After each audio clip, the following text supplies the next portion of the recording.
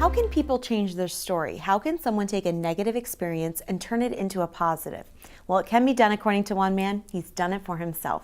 I welcome Tom Fox and Angela Lucier, both of the Bruno Fox Group, to talk about this. Thank you both for joining me this afternoon.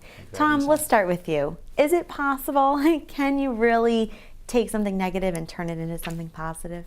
You can. The challenge is the perspective. Within every negative, there is a positive, because there's a lesson in everything. When you start to examine why negative things happen, you start to understand the lessons that you've learned from it. And we're very big proponents of entrepreneurship, and it's very true in that space as well. When something happens, it's not necessarily a negative, it's a lesson. And as long as you can learn the lesson from it, capitalize on it, and use it as your forward momentum, you can change your life, you can change your entire story. But it's really dependent upon the person. Do you feel that some people, the energy that they put into looking at the negative side could be channeled into looking at the positive side as well too, and people kind of err in channeling the negativity as opposed to the positivity? I could have chewed a hole through to China with my negativity. That's just how much momentum it gave me. But by changing that perspective and doing different things with it, I was able to do much more. Like right now, I'm currently the chairman of the Board of Directors for Junior Achievement of Western Massachusetts. I serve in the Financial Stability Board for the United Way. I've been in other committees, the Governor's Board for Financial Literacy and some other aspects. But that really came by meeting people like Angela and others that understood the challenges that sometimes people have when they live through negativity, and kind of helping them harness it and understanding that, you know, if you find like-minded people, if you find, as Seth Godin puts it, your tribe, it really is transformative, because now, instead of being surrounded by these negative factors and them pushing your energies in a certain way, you have these other folks that are well-intentioned and are saying, well, you have all these good attributes, what happens if we funnel them over here? And that's really where the magic happens. And we'll come back to your story of where you came from, but Angela, when did it kind of hit you that, yeah, this makes sense, like this is something that really resonated with you? Well, I worked in, 10 or 12 different jobs since college, where I felt like I was doing a great job and I was working really hard, but I was surrounded by people that I didn't feel they understood my point of view. They didn't understand why I worked so hard. I felt like I was doing something wrong until I started to connect with people who had the same kind of viewpoint on business. Like, it can be exciting and it can be a lot of fun. And once you surround yourself with people who have the same point of view, a lot more good things happen. Yes. And is that kind of, would you say, what changed your life when you came from a very negative, dark place to where you are at now? Yeah, it started off with mentorship. It started off with someone making an investment in me and saying, you know, there's something inside of you, you don't see it, but I do. So let me help you get it there. And then from there, you start to connect with other people that are, again, like-minded, and you start to see, you know, you take the rough edges off, because you do have a lot of those rough edges, because you're coming from a different perspective with things.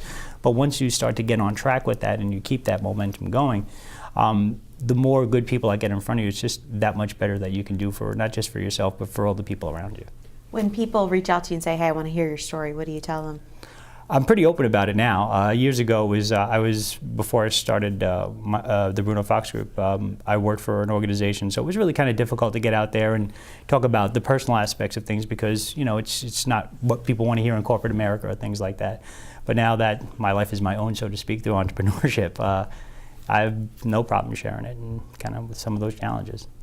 Now, talk about the Life Domination Day. What is that? Well, it's a one-day revolution for women who want to get unstuck, plainly said.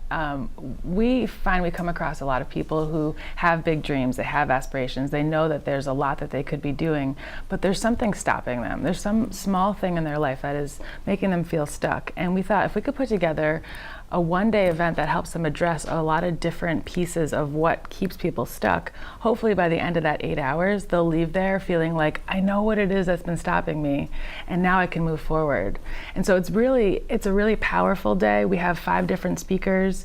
One person talks about how to change your story. First thing in the morning is like, hey, that story you've been telling yourself, that's not true. Let's create a new story today. And it's like the whole rest of the day is just revolutionary. Do you think that men and women look at situations in life differently?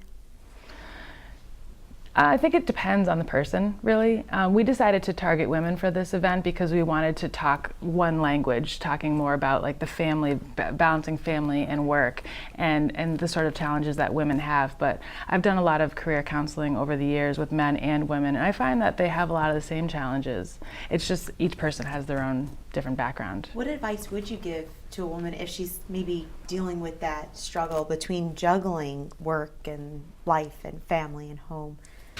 I think you have to really know what your priorities are. If you're trying to make everything a priority, then nothing is a priority. So being able to list out what's the number one most important thing in your life. If your number one most important thing is your family, well then the job has to be second, because both of them can't be first. So first figure out what's important to you, and then you can kind of create each day around that, and making sure that you're putting your priorities first, and that if your family's number one, well then you need to make sure you're making time for that. And if you're not, then you're not being true to yourself. It's a process. And I'm sure you would agree with that as well, the process from becoming stuck to unstuck.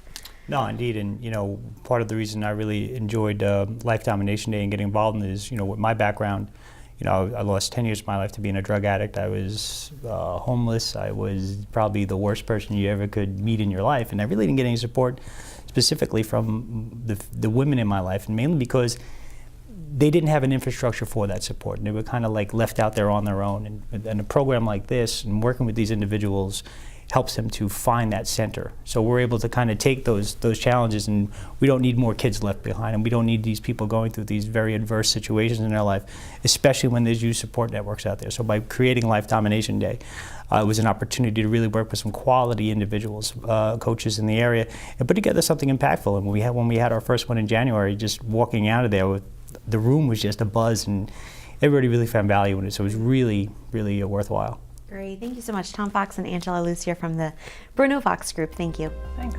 Thank you.